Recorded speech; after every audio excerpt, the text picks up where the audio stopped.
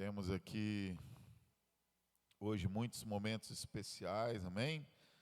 Que Deus possa falar conosco, que Deus possa tocar as nossas vidas nessa noite. Temos uma família muito querida essa noite aqui, né? Cris, as meninas, né? Toda a família presente aí, Marcele. Final do culto, nós vamos fazer um momento especial com essa família, amém? Antes do final do culto. E estamos vivendo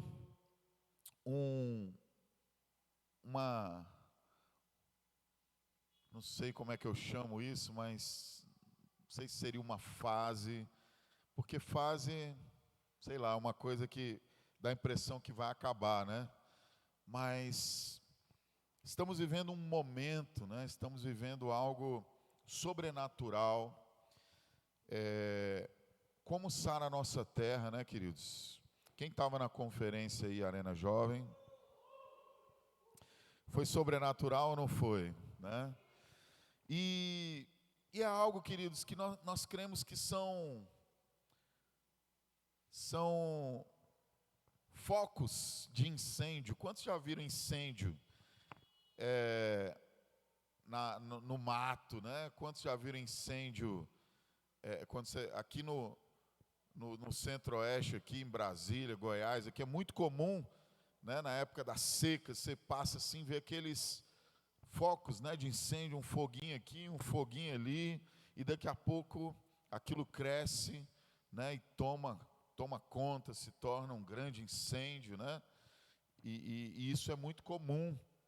E o que eu tenho percebido, né, queridos, que Deus está promovendo um grande mover como focos, né? Nós estamos vivendo focos de avivamento em alguns lugares do Brasil e também do mundo, né?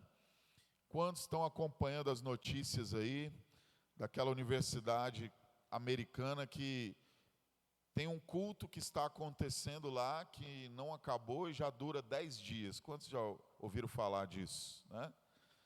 É uma manifestação ali, um avivamento que aconteceu. Alguns universitários se reuniram para fazer um culto, porque é uma faculdade cristã, uma universidade cristã. E toda semana eles faziam um culto, numa quarta-feira. Então, de repente, eles se reuniram para fazer esse culto. O culto começou.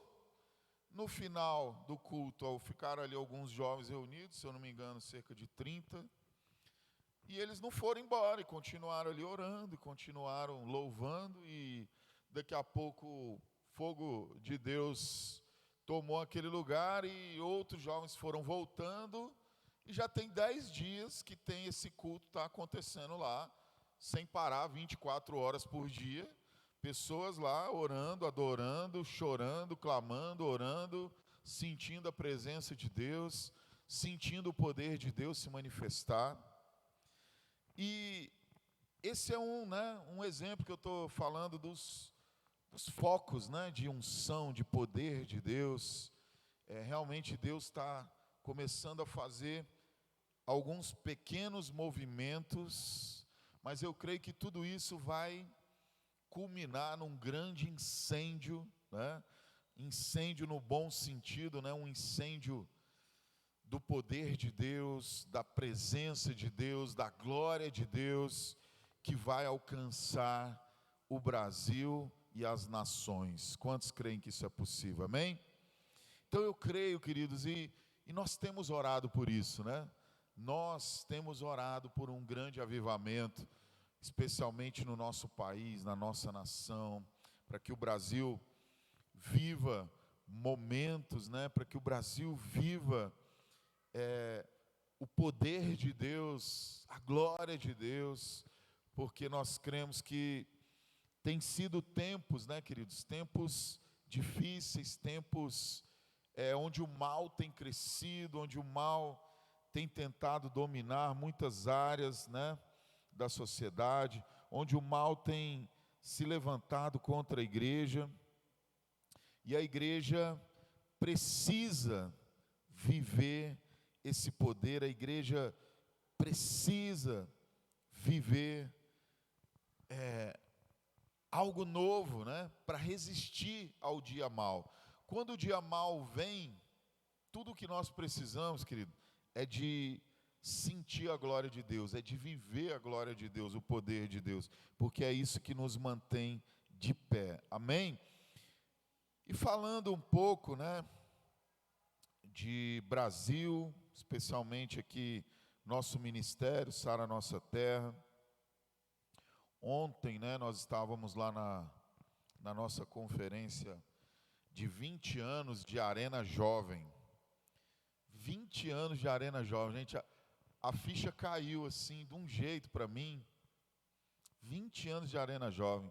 Quando eu penso que eu cuidava de jovens antes de existir o Arena Jovem, eu falo, meu Deus, estou velho, né? Eu e minha esposa, a gente começou a cuidar de jovens com 24 anos de idade, né? Eu 24, ela 23, e pensar que ainda não existia o Arena Jovem, né? Ainda não existia, ainda era espaço alternativo. Tem alguém que chegou a participar aqui do espaço alternativo? A Bruninha ali, ó, o Matheus. Vocês estão velhos também, hein? Gente, eles eram crianças, né? Eram adolescentes, crianças, devia ter uns 12 anos aí, né? Mas, gente, tudo começou muito pequeno, né? Tudo começou muito pequeno e foi muito emocionante para nós ontem ver toda a história do Arena Jovem, do início ao fim, né? 20 anos de Arena Jovem, um ministério que começou muito pequeno. O nosso desafio um dia já foi ter 1000 jovens, né? E quando eu falo 1000 jovens, era Distrito Federal todo, né? Depois passou a ser 1000 células, né? Enfim, e era algo grandioso, algo que a gente não imaginava, e hoje somos, sei lá, milhões no Brasil aí, né? De pessoas, de jovens que começaram com esse movimento do Arena Jovem e hoje já são adultos, já são pais, alguns já são até avós, né? E começaram no Arena Jovem, né? E ontem, queridos, nós tivemos momentos muito, muito fortes lá. E um desses momentos, né? A Bispa Lúcia estava ministrando e ela lembrando de algumas coisas, né? De várias fases do Arena, vários tempos que o Arena viveu e até recentemente, né? Então, o que a gente tem vivido nesses dias? Uma renovação do nosso Arena Jovem, né? Porque senão ele vai virar Arena Velho, né? Vai deixar de ser Arena Jovem. E aqui na igreja eu já venho fazendo isso há algum tempo, né? Eu estou deixando o Arena na mão do pessoal mais novo aí. Eu não tenho mais ministrado no Arena, já tem aproximadamente 1 ano, né, que eu ministrei pouquíssimas vezes aqui no Arena, no último ano.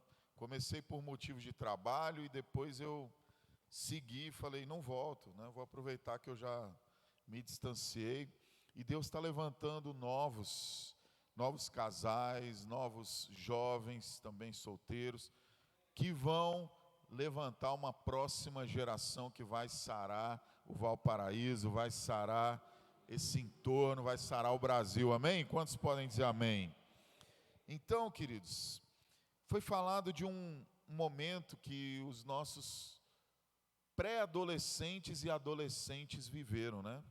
Recentemente, aqui em Brasília, teve um evento chamado GS Camp, que foi um evento de pré-adolescentes e adolescentes com limite de 18, depois passou para 20 anos, né, enfim.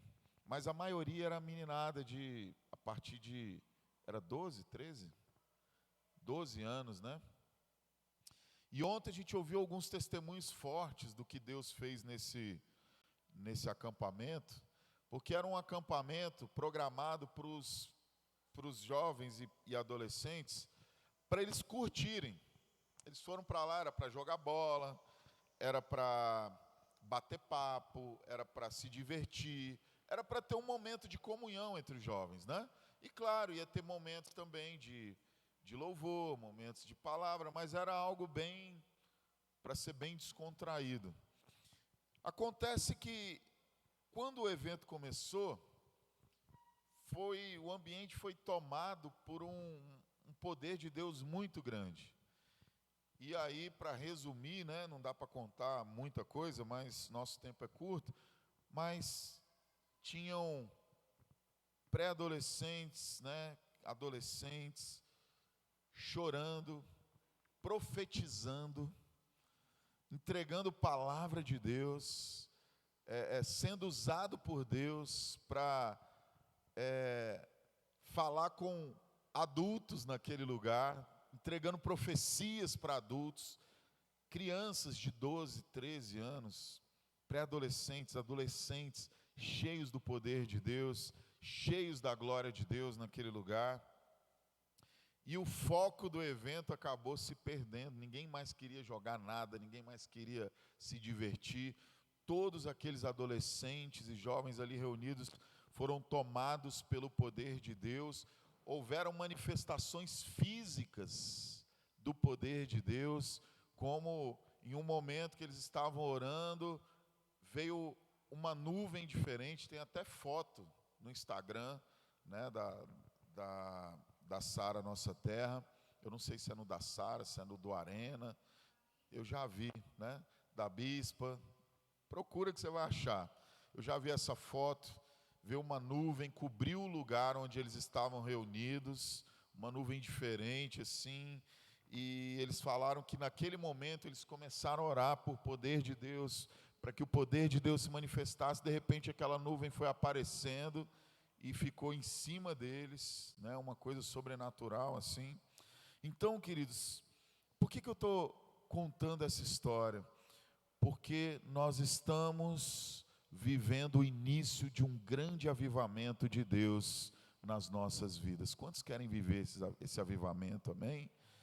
Nós temos orado, clamado por isso, nós temos crido que isso vai acontecer, e nós estamos vendo que isso já começou a acontecer de uma forma muito forte, muito sobrenatural, e Deus vai visitar a sua vida também. Quantos podem dizer amém? Amém? E quantos jovens aqui, jovens adultos, né? Tem tem pelo menos 10 anos de Arena Jovem. Tem alguém? Quantos? Ó, já aumenta bastante aí. O grupo que tem aí, 10 anos de Arena Jovem, né? E a Bispa Lúcia fez lá a leitura de uma carta aberta. Pediram para ela fazer essa carta, e ela leu como será os próximos 20 anos de Arena Jovem. A história que o Arena Jovem vai construir para os próximos 20 anos, e foi maravilhoso, né?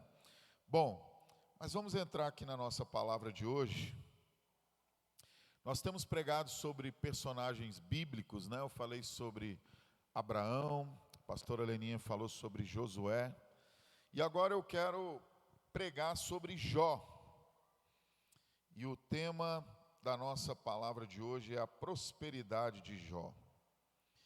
Gente, Jó é um personagem muito icônico da Bíblia, muito extremado, né? Ele viveu extremos, ele viveu um extremo, depois viveu o outro extremo, depois voltou, e a história de Jó é marcada por extremos. Ou ele estava muito bem, ou ele estava muito mal. E uma das coisas que é muito falada de Jó é sobre a prosperidade de Jó, porque a Bíblia fala que ele era o mais rico, mais próspero do Oriente, né? Então vamos ler um pedacinho aqui da história de Jó. Eu quero te convidar a abrir a sua Bíblia aí. Se você está sem a Bíblia, acompanha conosco aqui no nosso telão. Vamos ler Jó, capítulo 1. Amém? Vamos ver quem era Jó, para quem não conhece ainda a história de Jó. Versículo 1. Coloca para nós aí no telão.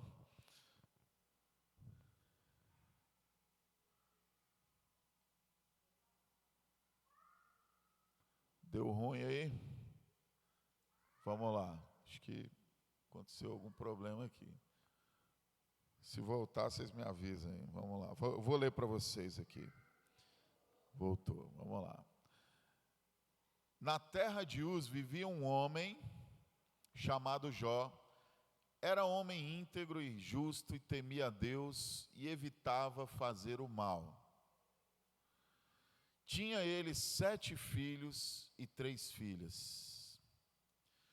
E possuía 7.000 ovelhas, 3.000 camelos, 500 juntas de boi, 500 jumentos, e tinha muita gente a seu serviço. Era o homem mais rico do Oriente. Seus filhos costumavam dar banquetes em casa, um de cada vez, e convidavam suas 3 irmãs para comerem e beberem com eles. Terminando um período de banquetes, Jó mandava chamá-los e fazia com que se purificassem. De madrugada ele oferecia um holocausto em favor de cada um deles, pois pensava: talvez meus filhos tenham lá no íntimo pecado e amaldiçoado a Deus. Essa era a prática constante de Jó. Certo dia os anjos vieram apresentar-se ao Senhor e Satanás também veio com eles. O Senhor disse a Satanás: de onde você veio? Satanás respondeu ao Senhor: de perambular pela terra e andar por ela. Disse então o Senhor a Satanás: reparou em meu servo Jó? Não há ninguém na terra como ele, irrepreensível, íntegro, homem que teme a Deus e evita o mal. Será que Jó não tem razões para temer a Deus? Respondeu Satanás. Acaso não puseste uma cerca em volta dele, da família dele e de tudo que ele possui? Tu mesmo tens abençoado tudo o que ele faz, de modo que seus rebanhos estão espalhados por toda a terra. Mas estende a tua mão e fere tudo o que ele tem, e com certeza ele te amaldiçoará na tua face. O Senhor disse a Satanás: pois bem, tudo o que ele possui está nas suas mãos, apenas não toque nele. Então Satanás saiu da presença do Senhor. Certo dia, quando os filhos e as filhas de Jó estavam no banquete, comendo e bebendo vinho na casa do irmão mais velho, um mensageiro veio dizer a Jó: os bois estavam arando e os jumentos estavam pastando por perto, quando os sabeus os atacaram e os levaram embora, mataram a espada os empregados, e eu fui o único que escapou para lhe contar. Enquanto ele ainda estava falando, chegou outro mensageiro e disse: fogo de Deus caiu do céu e queimou totalmente as ovelhas, os empregados, e fui o único que escapou para contar a você. Enquanto ele ainda estava falando, chegou outro mensageiro e disse: vieram caldeus em 3 bandos, atacaram os camelos, os levaram embora, mataram a espada os empregados, eu fui o único que escapou para contar a você. Enquanto ele ainda estava falando, chegou ainda outro mensageiro e disse: seus filhos e suas filhas estavam num banquete, comendo e bebendo vinho na casa do irmão mais velho, quando de repente um vento muito forte veio do deserto e atingiu os 4 cantos da casa, que desabou e eles morreram, e eu fui o único que escapou para contar a vocês. Ao ouvir isso, Jó levantou-se, rasgou o manto, raspou a cabeça, então prostrou-se com o rosto em terra em adoração, e disse: saí nu do ventre da minha mãe, e nu partirei. O Senhor o deu, o Senhor o levou, louvado seja o nome do Senhor. Em tudo isso, Jó não pecou e não culpou a Deus de coisa alguma. Gente, uma verdadeira tragédia, né? uma verdadeira tragédia. Esse texto que a gente leu começa falando que Jó era reto, íntegro, temente a Deus, se desviava do mal, o mais rico do Oriente. Era a vida que todo mundo queria ter, né? Imagina. Rico, abençoado, com seus filhos, com tudo, uma vida maravilhosa, uma vida abastada, uma vida sem necessidades. Mas de repente, uma tragédia veio sobre a vida dele e ele perdeu exatamente tudo. Ele perdeu tudo que ele tinha e todos que ele tinha. Ele perdeu a sua família inteira, né? Como a gente leu. E o que a gente percebe com isso, queridos?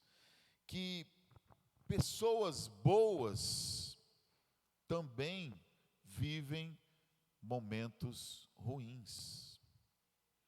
Não é porque você é uma pessoa boa, não é porque você é uma pessoa que faz o bem, que se desvia do mal, que procura ser justo, ético, íntegro, que coisas ruins não podem acontecer com você. E Deus deixou isso claro, né, com a vida de Jó.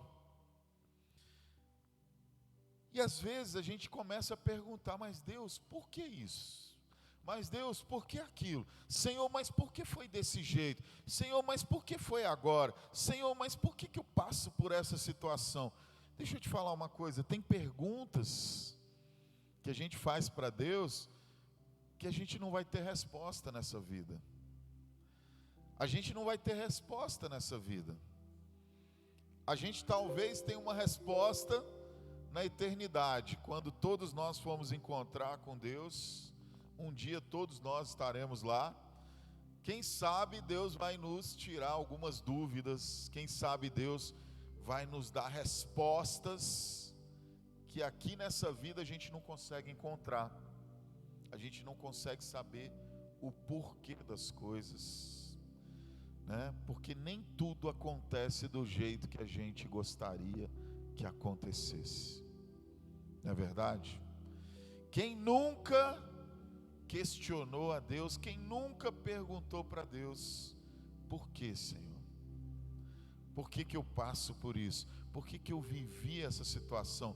Por que o meu filho? Por que a minha filha? Por que o meu pai? Por que a minha mãe? Por que o meu irmão? E a gente fica perguntando.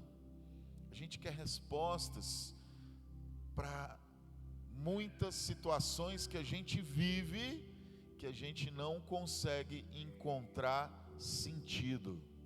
A gente não consegue enxergar sentido em muita coisa que a gente vive.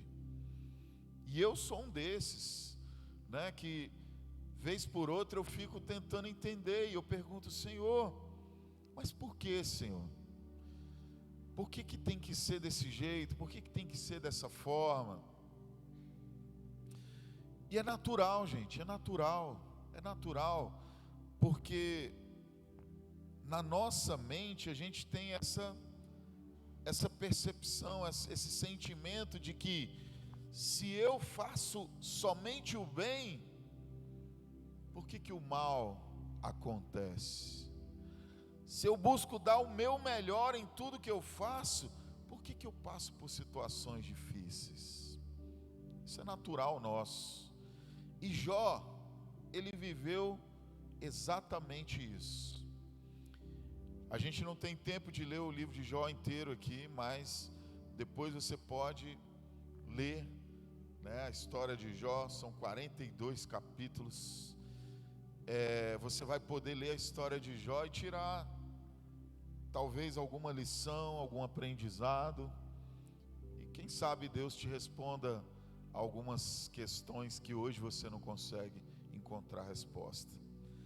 Mas Jó, ele viveu situações, como a gente viu aqui, bem trágicas. O que pode ser mais trágico, gente, do que isso que Jó viveu?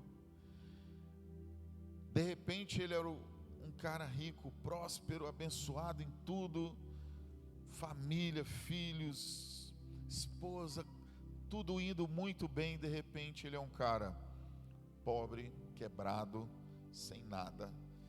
Ele é um cara sem família, porque perdeu todos os filhos. Ele é um cara doente, porque a Bíblia falou, a Bíblia, né, a história conta aqui que ele ficou doente. O corpo dele ficou em carne viva. E a situação era tão trágica que ele raspava a pele para tirar a inflamação, tirar a crosta que ficava na pele dele. Ele raspava com um caco de telha, por quê? Para limpar. Ele não tinha nem saúde mais, não tinha nada. Mas Deus falou para Satanás: olha, não toca na vida dele. Não toca na vida dele. É a única coisa que eu não permito que você toque. Sim, é chocante quando a gente imagina Deus permitiu tudo isso. Sim, a Bíblia fala que Deus permitiu. Deus permitiu. Agora, por que Deus permite que a gente viva, que a gente passe por algumas situações que a gente não gostaria de passar, que a gente não gostaria de viver, que a gente não gostaria de experimentar, que causam dor, que causam sofrimento, que causa, sentimentos ruins? Por que Deus permite, né? Essa é uma pergunta que a gente sempre vive fazendo. Por quê? Por quê? Por quê?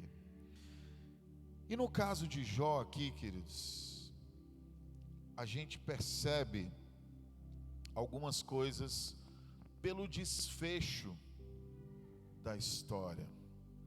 O desfecho da história de Jó nos leva a entender algumas coisas, a tirar algumas conclusões, né? Porque a história dele começa feliz, como eu falei, muito boa, um extremo, daqui a pouco vai para o outro extremo. Tudo que ele tinha já não é mais nada.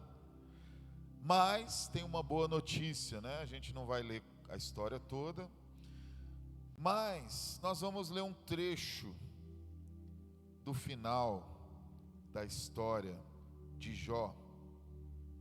E eu quero que você acompanhe comigo Jó 42, 5. Jó 42, 5. Projeta, por favor.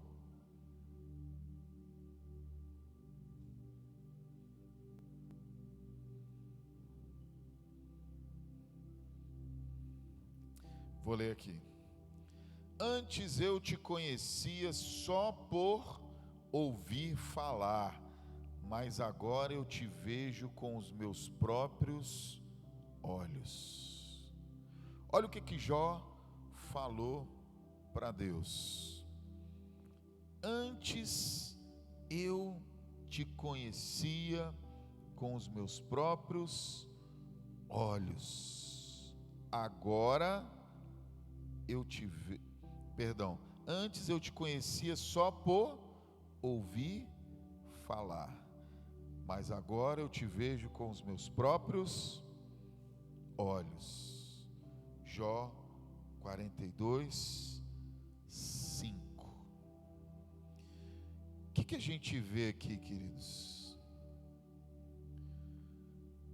Lá no começo da história de Jó, a história conta que Jó era um homem tão temente a Deus que ele fazia sacrifícios para Deus, porque talvez, quem sabe, os filhos dele pudessem ter pecado.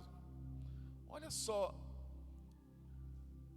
o pensamento que Jó tinha. Espera aí, talvez um filho meu pode ter feito uma coisa errada, pode ter pecado, pode ter falhado, então eu já vou fazer aqui um sacrifício para Deus, para que o meu filho não sofra as consequências do mal que ele fez. Jó, ele trabalhava com a possibilidade de um filho pecar. Ele nem esperava o filho pecar, ele já estava fazendo algo. Tamanha era a preocupação que ele tinha de um filho sofrer a consequência do pecado. Aí quando a gente ouve essa história, a gente pensa, peraí, mas Jó era muito colado com Deus, né? Ele era muito íntimo de Deus. Só que não. Por quê? O próprio Jó, ele falava, antes eu te conhecia só por ouvir falar, mas agora eu te vejo com os meus próprios olhos. Apesar de ter aquela aparência de que tinha intimidade com Deus, Jó não tinha intimidade, Jó tinha temor.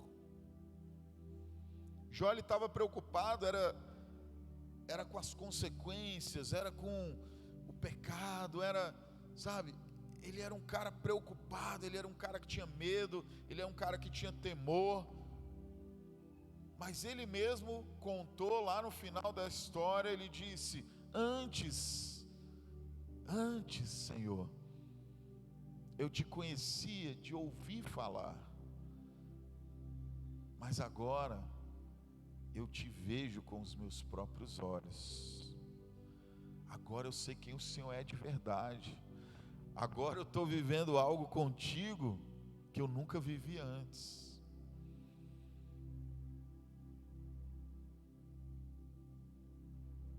Esse versículo ele é muito poderoso, ele traz essa revelação de que Jó só passou a ter intimidade com Deus depois de que ele passou por todas essas lutas na vida dele, por todo esse sofrimento na vida dele. Agora, o que aconteceu depois com a vida de Jó? Um pouquinho mais à frente, no versículo 10 do capítulo 42, vamos ler aqui. Capítulo 42, versículo 10.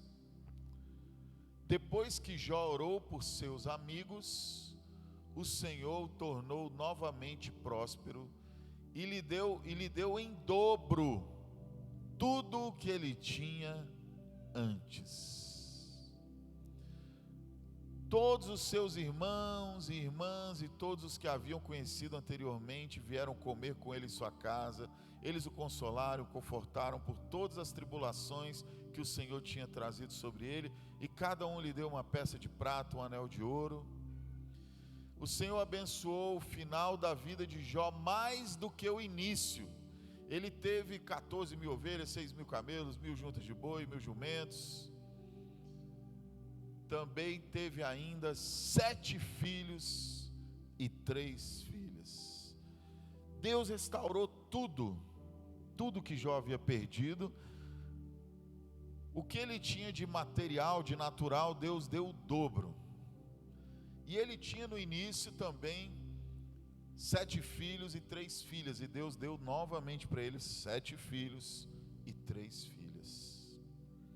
Então, Deus restituiu tudo que ele tinha, tudo que ele havia perdido.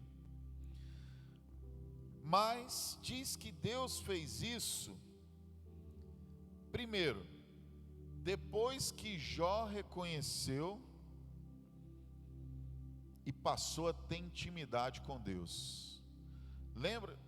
No versículo 5 nós lemos que Jó reconheceu que não conhecia a Deus de verdade, que ele ouvia falar de Deus. Mas agora eu te conheço porque eu te vejo com os meus olhos. Primeiro, Jó passou a ter intimidade com Deus. E quando Jó teve intimidade com Deus, a gente leu aqui agora no versículo 10 o quê? Que depois que Jó passou a ter intimidade com Deus, a vida dele mudou. Aí ele teve o dobro de tudo aquilo que ele tinha perdido. E Deus voltou a abençoar a vida de Jó. Então, primeiro, ele buscou intimidade com Deus. E se você ler a história toda, querido, você vai ver que Jó, ele ora, ele questiona, ele fala com Deus a história toda. Senhor, mas isso, Senhor. Sabe aquela história de que às vezes tem dia que você acorda e fala: por que eu nasci? Alguém já acordou assim? Confesso que eu já acordei assim, né? Alguns momentos muito ruins da minha vida, eu já acordei fazendo essa pergunta: Deus, por que eu nasci, velho?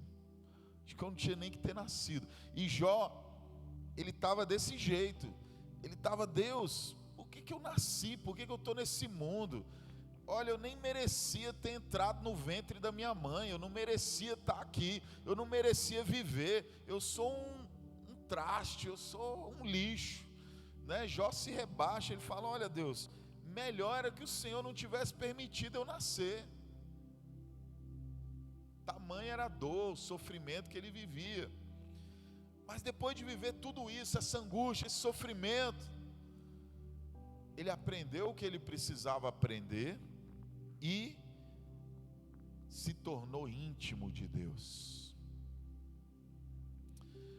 O propósito da dor na vida de Jó foi aproximar Jó de Deus, foi trazer Jó para viver uma vida de intimidade com Deus. Sabe por quê, queridos? Deus pode mudar o sofrimento, a dor da nossa vida assim, ó, rapidamente. Mas quando a gente vive dor, sofrimento, quando a gente vive algo que a gente não gostaria de viver, tem um propósito para aquilo acontecer, tem um propósito para a gente passar por aquela situação. E quando a gente aprende, e quando a gente muda aquilo que precisa ser mudado em nós, Deus restaura, Deus restitui. E eu quero te dizer uma coisa, querido: Deus vai restituir você, Deus vai restituir a sua vida. Você viverá o dobro daquilo que você perdeu em nome de Jesus, amém? Foi isso que Deus fez com Jó, e Deus vai fazer o mesmo com você. Mas não pergunte por quê, né, querido? Às vezes a gente fica perguntando por quê, mas às vezes nós temos que perguntar: Senhor, o que eu tenho que aprender com isso? E o que eu preciso mudar? Porque é natural a gente jogar para Deus e falar: Senhor, a culpa é sua. Senhor, por que Não. Senhor, o que eu preciso aprender e o que eu preciso mudar na minha vida? E Jó, ele aprendeu, né? Um dia ele tinha tudo, no outro dia ele não tinha nada. Passou por uma tragédia, mas ele aprendeu, e ele realmente decidiu viver algo novo.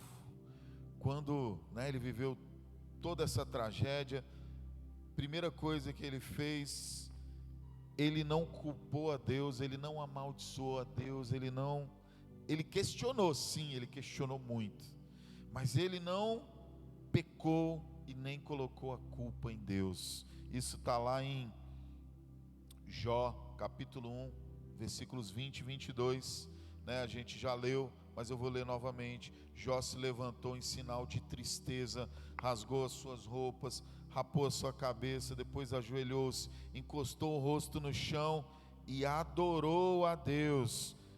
Aí disse assim: nasci nu, sem nada, e sem nada vou morrer. O Senhor deu, o Senhor tirou, louvado seja o seu nome. Assim, apesar de tudo o que havia acontecido, Jó não pecou, nem pôs a culpa em Deus.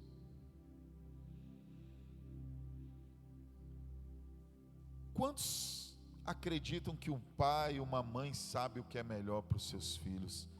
Quantos acreditam nisso? Amém? Eu sei que nem sempre os pais e as mães acertam, nem sempre porque nós somos humanos, né? Nem sempre fazemos tudo aquilo que devíamos ter feito, a gente erra, mas a intenção de um pai, em sua sanidade mental perfeita, e de uma mãe, sempre vai ser buscar o melhor para os seus filhos, sim ou não? Amém? E nós somos assim, queridos, porque nós somos a imagem e semelhança de Deus. Deus é assim.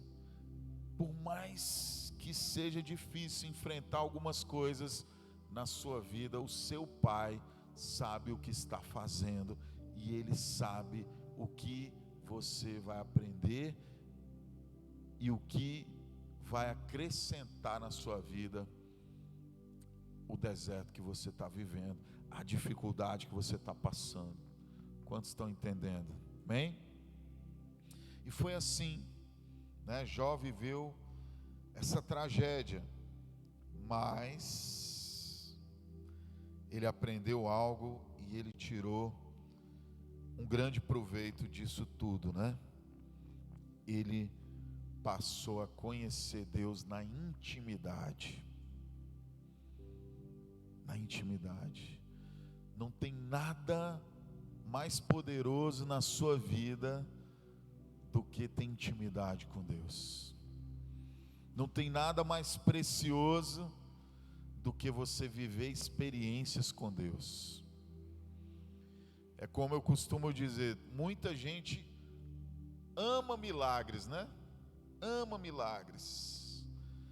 Todo mundo quer ver uma cura milagrosa, mas ninguém quer ser, né? Ninguém quer ficar doente. Quantos querem ficar doente, né? Deus me livrou, né, de uma situação complicada. Fez 2 anos, né? Deus me livrou da morte.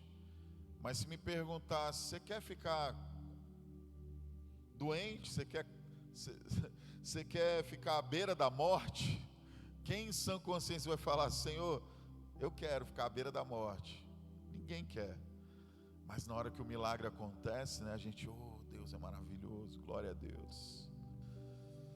Deixa eu te falar, tem momentos que a gente vive só para que a glória de Deus se manifeste na sua vida, na nossa vida, amém? Então, por isso, aprenda uma coisa, e aprenda com a história de Jó. Busque intimidade com Deus. Busque intimidade com Deus. Sabe por que estão acontecendo esses avivamentos? Está começando a acontecer esse fogo de Deus em alguns lugares, porque as pessoas estão querendo intimidade com Deus. São pessoas que não chegam diante de Deus apenas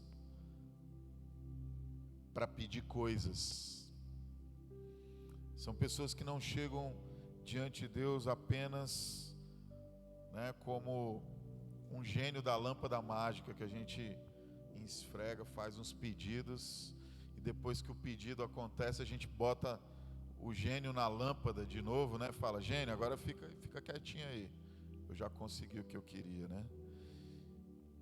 São pessoas que não tratam Deus como o gênio da lâmpada mágica. E uma coisa que eu tenho perguntado, e que eu tenho, né, pensado é, não é o que Deus pode me oferecer, mas o que eu posso oferecer para Deus. Comum a gente faz o livro dos sonhos, eu quero isso, Senhor.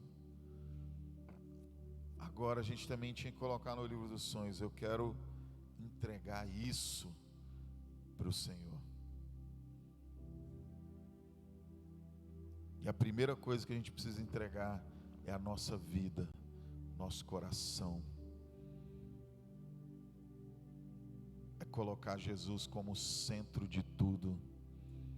É declarar que Ele é o nosso Senhor, que Ele é o nosso Salvador.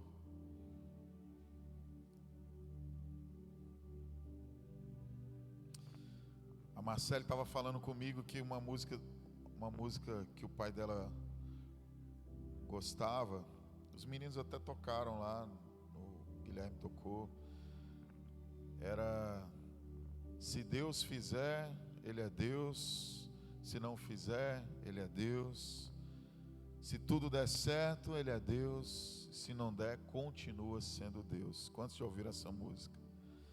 E a nossa vida é assim. Dando certo ou dando errado qualquer coisa na nossa vida, Deus continua sendo Deus. E Ele vai continuar sendo Deus na sua vida. Ele vai continuar sendo Deus na sua casa. Ele vai continuar sendo Deus em tudo aquilo que você fizer, amém? Então, em primeiro lugar, querido, nós temos que ter essa consciência: não tem nada mais importante do que Deus nessa vida. Quando perguntaram para Jesus qual eram os 2 maiores mandamentos, o que Ele falou? Amarás ao Senhor teu Deus acima de todas as coisas.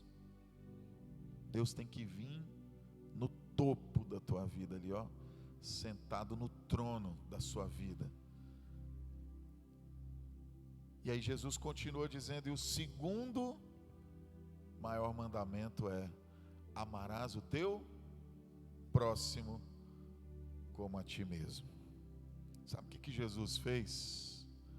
Ele resumiu tudo que Deus espera de você em 2 mandamentos.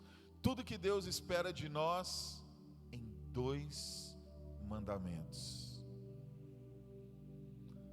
O primeiro, Deus. O segundo, dá uma olhada para o lado aí.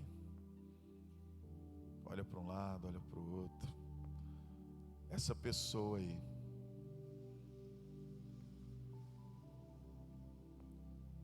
O segundo são as pessoas. Em primeiro lugar na nossa vida está o Senhor. Em segundo lugar estão as pessoas.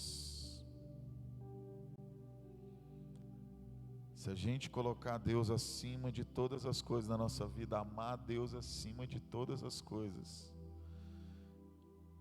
a gente vai conseguir amar o próximo, a gente vai conseguir amar essa pessoa que Deus colocou para fazer parte da nossa vida. A gente vai conseguir amar até aquelas que muitas vezes a gente discute, a gente briga, a gente se desentende, mas a gente aprende a amar as pessoas. Amém? Então, queridos, coloca isso no teu coração. Em primeiro lugar tem que estar o Senhor. Em segundo lugar, as pessoas que Ele colocou na sua vida. Amém? Glória a Deus. Eu queria fazer um momento especial agora, né? Pela Cris, pelas meninas. O Júnior não está aqui não, né? Eu não vi, olhei, mas não vi não, né?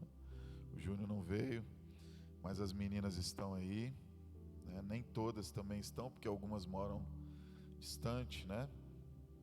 Mas quero chamar aqui à frente, né? Marcele, toda a família, Igor, se tiver mais alguém da família que eu não estou vendo, pode vir também. Amém? Eu pedi, né? Eu falei com a Marcele: Marcele, eu quero fazer um momento especial com a sua família no domingo, né? Uma família muito preciosa, amém? Para nós, uma família que a gente conhece há muitos anos. As meninas chegaram na igreja, eram crianças, né? Hoje estão todas aí adultas. Até o Júnior já está com mais de 18, né? Já vai fazer 19, né? Dia 5, olha. Então, para você ver, né? Eram todos crianças, até o caçula já está adulto. E a gente acompanha a trajetória dessa família, né? Às vezes mais de perto, às vezes um pouquinho mais de longe. Mas é uma família que a gente ama muito. São pessoas que a gente tem um lugar muito especial no nosso coração, né? E eles passaram, né, por um momento difícil, né? O Marcos faleceu, meu xará, e a gente sabe, né, para uma família o quanto isso é difícil, quanto isso dói. Também já perdi meu pai, né? Meu pai também já partiu para a glória. Pastora Leninha também já passou por isso, né? O pai dela também já faleceu, e a gente sabe quanto isso dói, quanto isso traz nessa dor, esse sofrimento no nosso coração. Mas eu tenho certeza, né? Estava conversando com a Marcele, e ela me falando, me contando algumas coisas. E eu falei: Marcele, Deus só está querendo te dizer uma coisa, que Ele já está com seu pai lá, né? Que seu pai está sendo cuidado por Deus agora. Com certeza, né? Ser cuidado por Deus é algo muito melhor do que isso que a gente vive aqui nessa vida, né? E todas vocês podem ter essa certeza, né? Mariana, Tainá, Cris, ele está bem, o Senhor está com ele lá, né? E a gente não consegue entender, como eu preguei, às vezes o porquê que isso aconteceu, ele sendo ainda tão jovem, né? Mas Deus tem as razões, os motivos, né? E a gente talvez só entenda quando a gente chegar lá e perguntar para Ele. Mas pode ter certeza que